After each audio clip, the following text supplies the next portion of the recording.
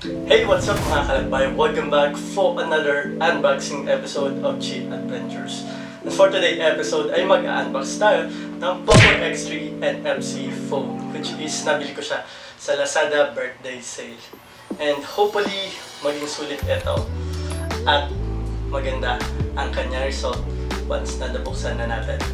So wag natin patagalin pa. Let's G for the unboxing part.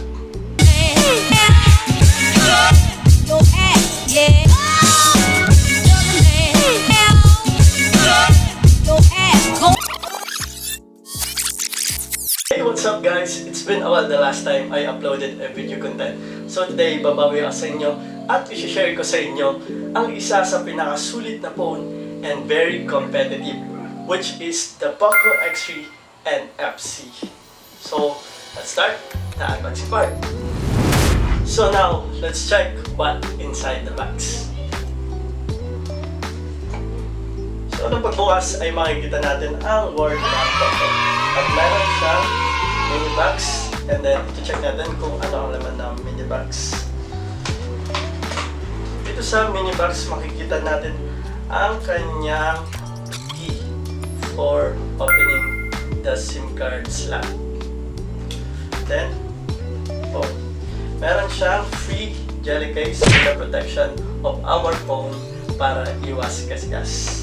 And also, meron siya ditong warranty card, which is magagamit natin pag nasira yung phone or meron siyang defect. So, merong warranty card na pwede natin dalhin sa mga accredited na taga-ayos ng Poco X3 phone. And also, meron siya ditong Poco X3 user guide para babasahin natin kung paano magsimula or yung paggamit ng Poco X3 at kung ano ba yung mga other features ng phone na ito. And now, ito na nga si Poco X3 and yung kanyang unique na design, which has the, sabi ko nga sa una, meron siyang X camera design sa back, which is ito yung pinaka-unique sa design ng Poco X3 at walang kapareho sa ibang phone. And at the back part, which is the color of my phone, is color metallic blue.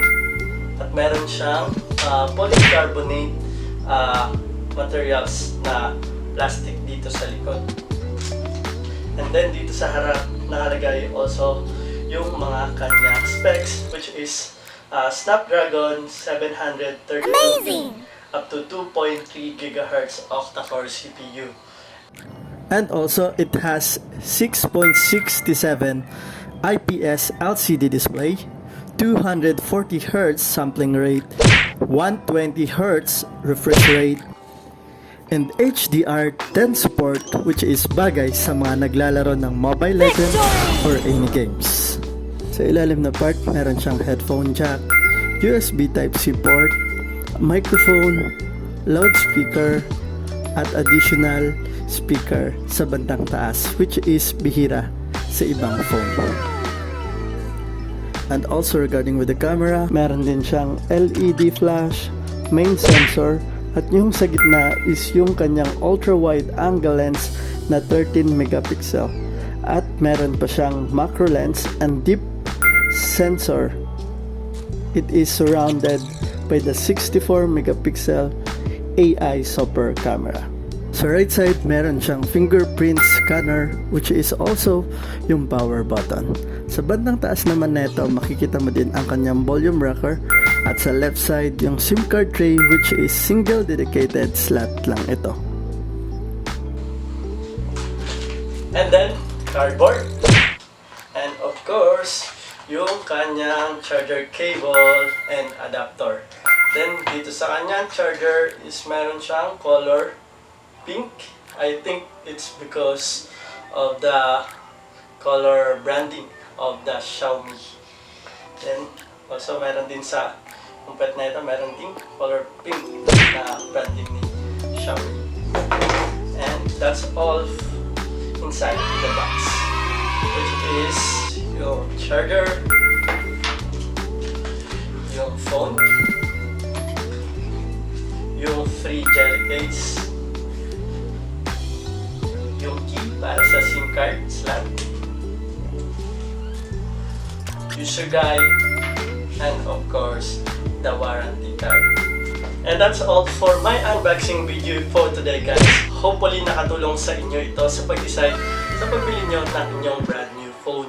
And hopefully all is well at bumalik na ang lahat sa normal. And before to end this video, please don't forget to click the subscribe and bell button to be more updated on my upcoming videos. So see you at the next vlog.